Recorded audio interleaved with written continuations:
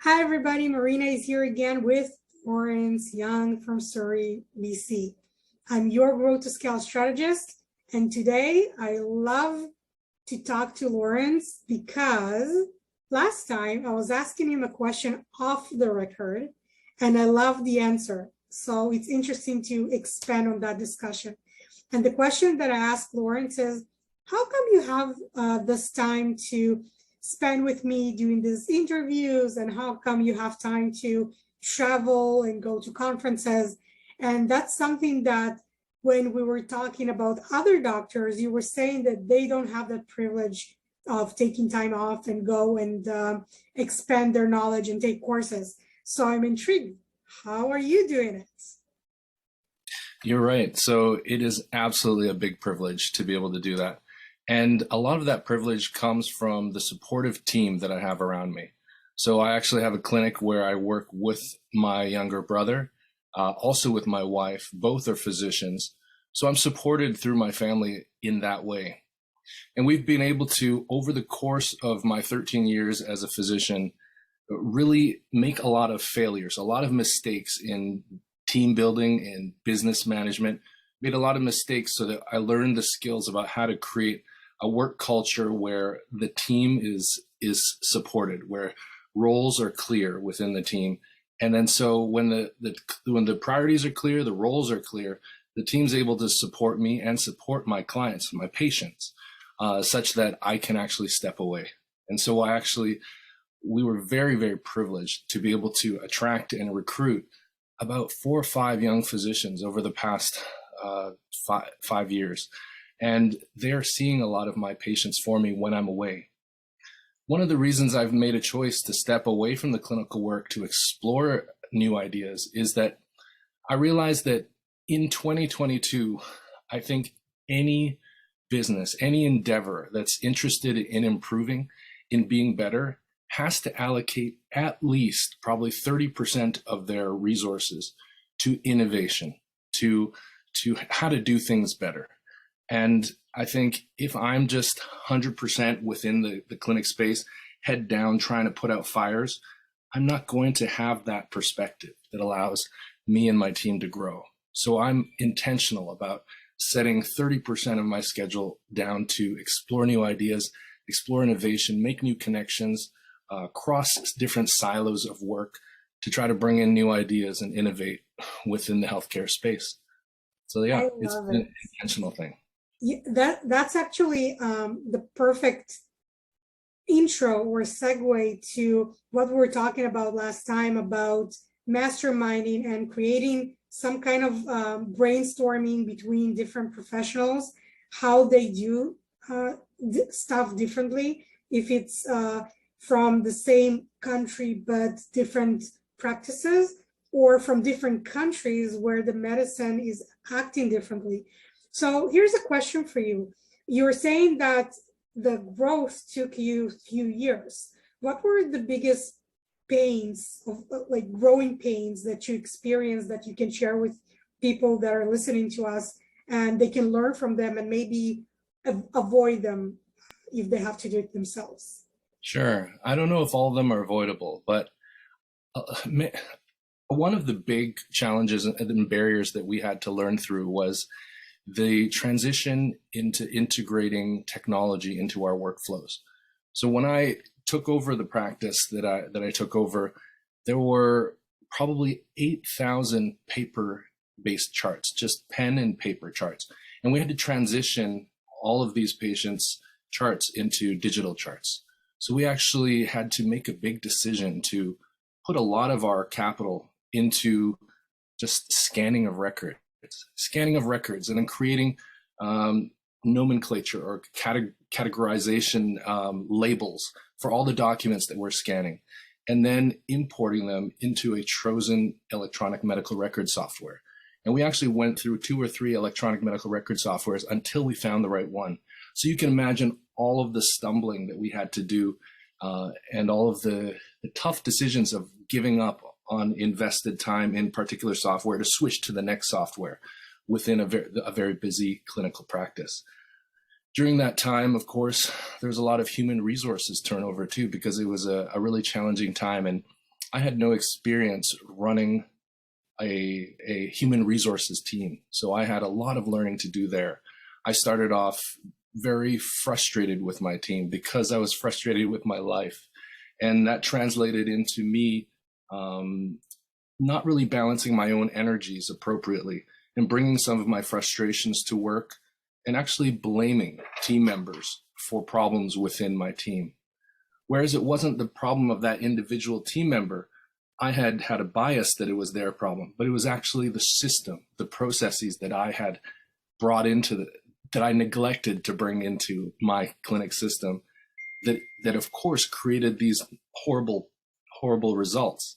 The results are the product of the system that I had designed, and I had to design them unintentionally, without intention. So I had to go on a learning journey about how to design workplace cultures and how to treat my employees and how to carry myself, how to bring a positive energy, a healthy energy to the workplace as a leader.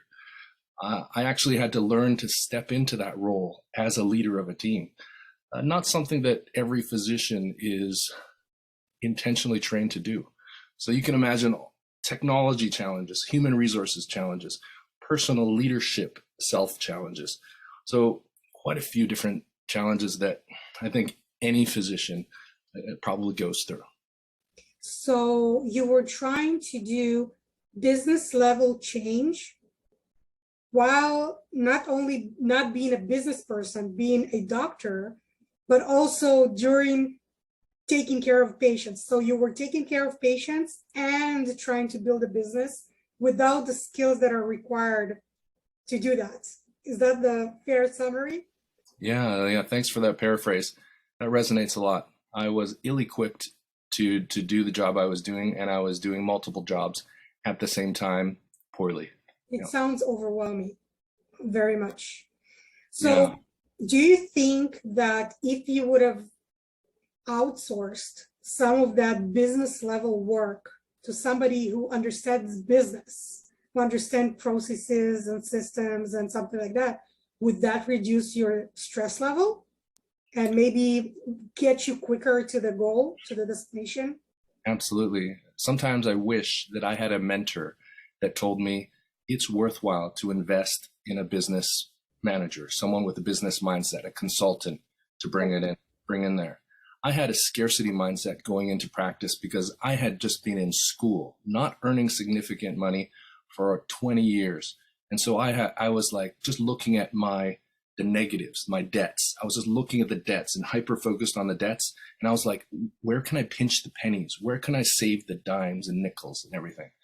And that scarcity mindset really limited me, and it made me not reach out for help. I didn't believe that there was anybody else out there who could help me or wanted to help me. I didn't believe that I could afford any consultants out there. But if I was to do it over again, I would try to shift my mindset to have a little bit. I would want to have an abundance mindset and recognize all the people who actually want to help me, and that it would be worth my money to invest and to put the money energy out there and see it come back in some type of business intelligence. I wish I would have done that. That would have been an easier route for me. You know, I love what you just said, because you will find, whoever is listening, if you go and you search for very successful people who are 9-10 figure people, all of them have mentors. All of them have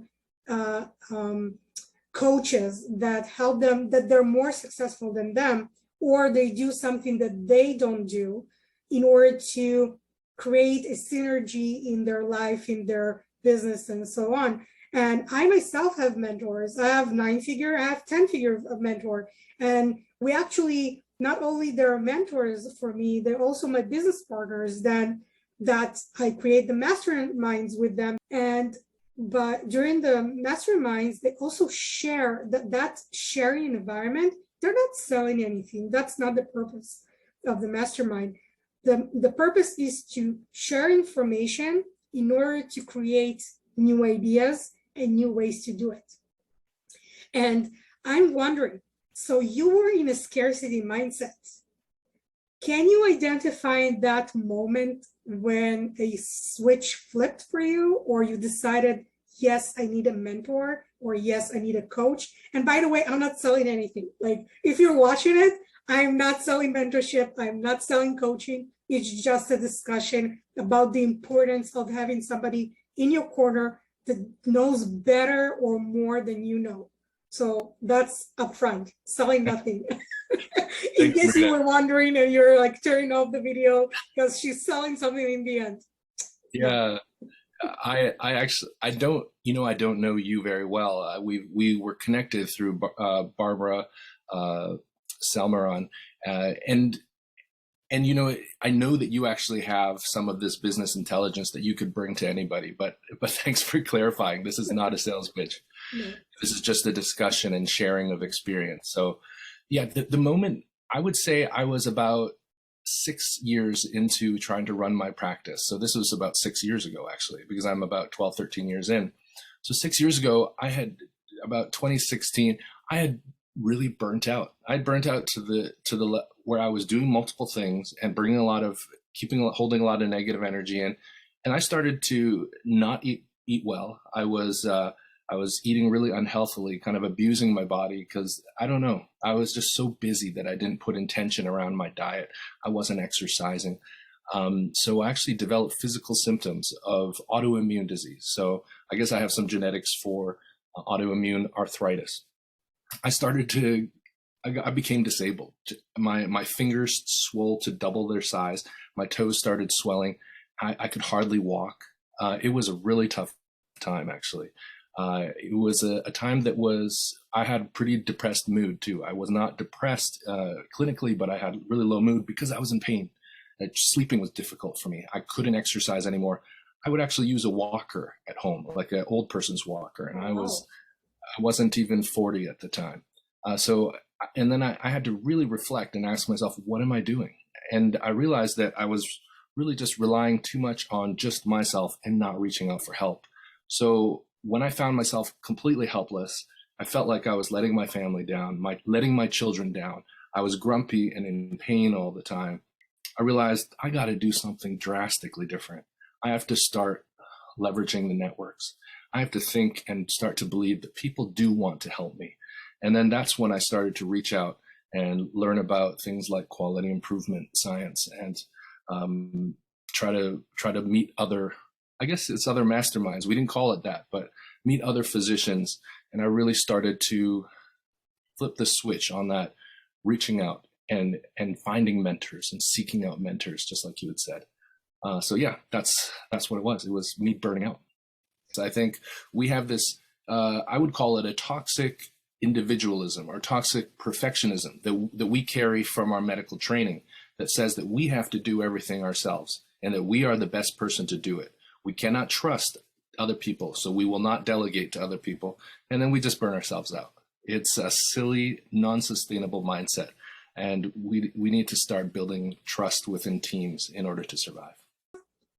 When you go through a process of you're so overwhelmed and you're so depressed because you're stuck and you don't see what's ahead of you or what is the future holds for you, and you don't know how to get unstuck, you need somebody from the outside, somebody who's done it before, or somebody who knows how to kick you.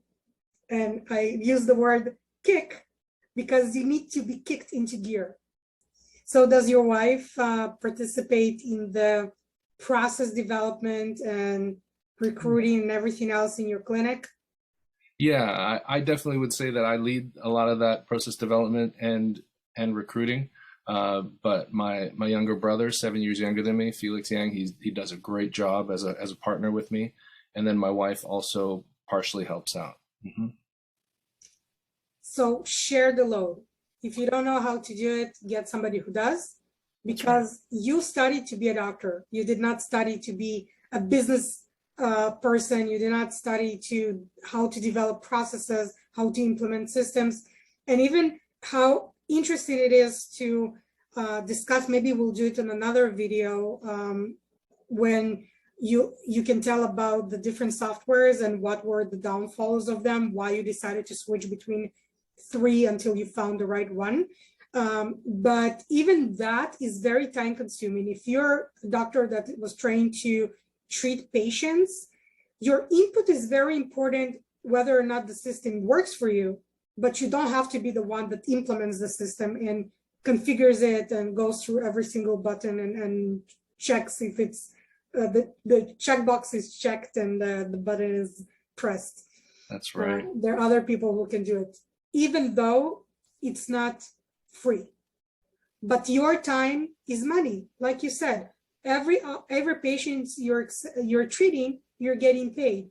So what is the opportunity cost of not treating patients while you're doing something that you weren't trained to do anyway?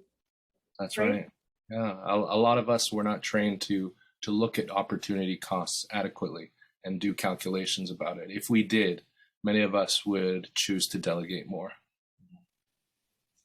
That's a great point, and we'll end on that one. Okay. Thank you so much, Lawrence. Thank you, Marina. I love talking to you, and every time we get off camera, I learn something new that develops the next question for the next interview. So let's chat 5 more minutes after this, and we'll find something new to talk about next time. Sure. Thank you very much. I hope you enjoyed this. I hope you learned something new, and I invite you to go subscribe on YouTube, because we'll get more videos out there. You can find information under Let's Grow to Scale Your Business. Sorry, Grow to Scale Your Business. That's the name of the channel. And we have Facebook groups, and I'll put everything in the comments below so you can get caught up on where you can find us and learn more. Thank you, and I'll see you on the next one. Bye, guys. Bye, Lawrence.